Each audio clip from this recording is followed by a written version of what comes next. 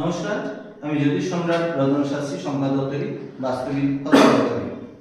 আজকে আমি হস্তরেখার বিভিন্ন স্থানে তিল থাকলে কি হয় তার আগের ভিডিওগুলো পরপর আমি শেয়ার করেছি।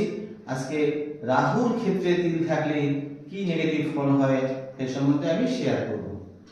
রাহু স্থানটা কোথায়? হস্তরেখায় এই স্থানটি হচ্ছে রাহুর স্থান। শুক্র পর্বতের শেষে যে শুরুর দিকে এই রাহুর এই জায়গা এই স্থানটি হচ্ছে রাহুর স্থান। এই রাহুর স্থানে যদি তিল থাকে তাহলে কি হবে?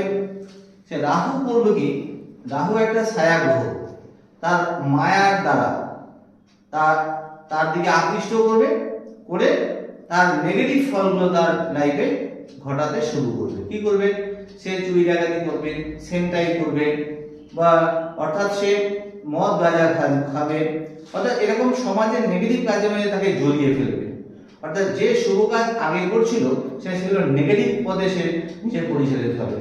তার জেল হেফাজত হতে পারে, তার জমি বাড়ি দিয়ে সমস্যা হতে পারে, সাংসারিক অশান্তি হতে পারে, বাড়ির দক্ষিণ পশ্চিম দিক তার বাস্তু দোষ এসে যেতে পারে, তার বিভিন্ন অর্থাৎ সেখান থেকে তার দেখা যাচ্ছে বিভিন্ন রকম রোগের সৃষ্টি হতে পারে এবং ক্যান্সারের মতো কানেকশনও তার লাইফে আসতে পারে।